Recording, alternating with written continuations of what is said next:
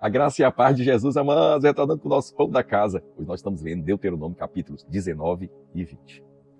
E se essa palavra, a palavra do pão da casa, tem abençoado você, abençoado a sua família, eu te peço, te faço um desafio, um convite. Compartilha isso com mais pessoas. Manda o link da palavra para mais pessoas.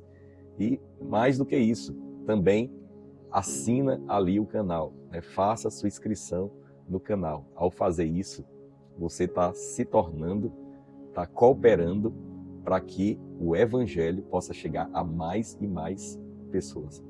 E na leitura de hoje, algo muito interessante. Assim, Deus, ele trata a respeito de tudo. Capítulo 19, ele vai tratar a respeito das cidades, refúgios.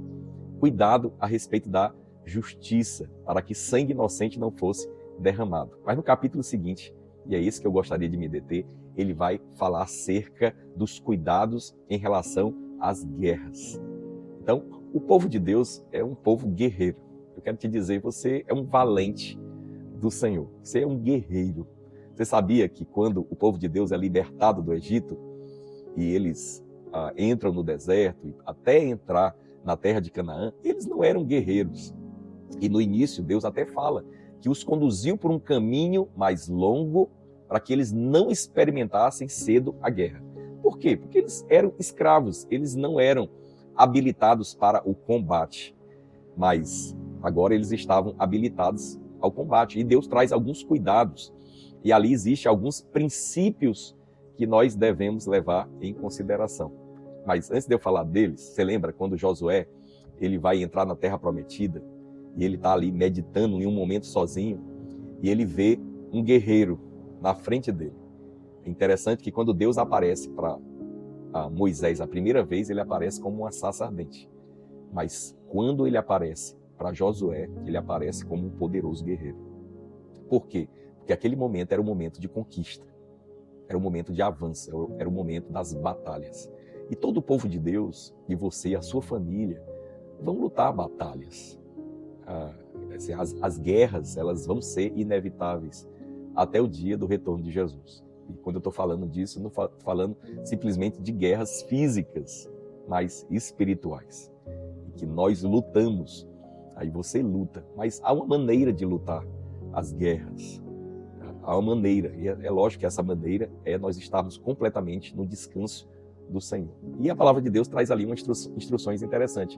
Ele diz assim, olha, quando vocês se colocarem no campo de batalha e vocês perceberem que o inimigo tem mais cavalos do que vocês, são mais numerosos do que vocês, quer dizer, é uma força muito maior.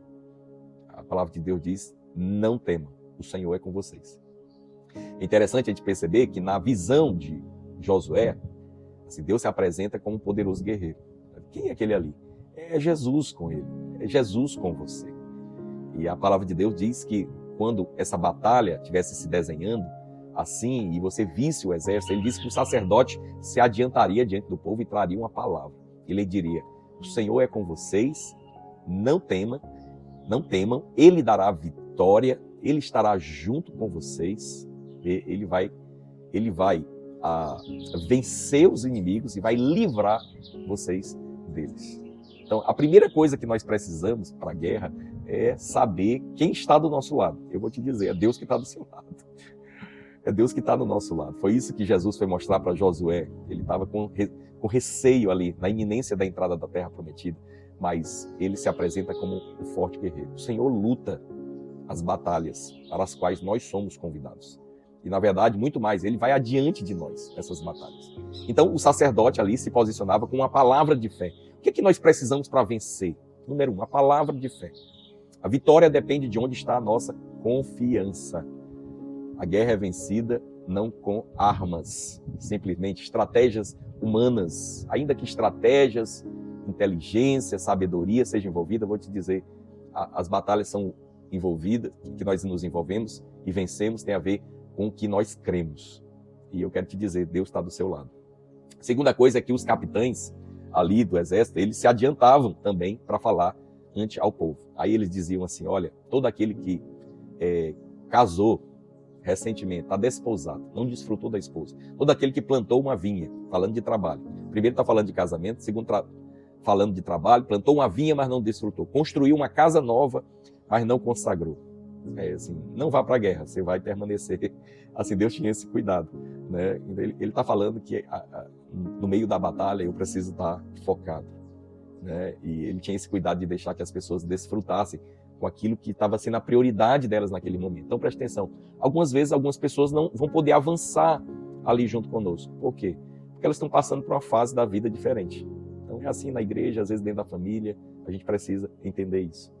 Mas também outro não poderia participar, que é todo aquele que tinha medo, né? Então assim, medo contagia, né? Então assim, nós precisamos estar completamente contagiados com o amor de Deus, que é aquilo que afasta todo medo, para manifestarmos vitória. Então, também o medroso não podia ir. Sabe, ter medo não é o problema é deixar o medo nos dominar. Precisamos ser contagiados completamente, conquistados pelo amor de Deus para avançar. É assim que a gente vence as batalhas, com fé, com foco e com o amor de Deus. Amém, meus amados? Então, Deus te abençoe, receba o pão da casa.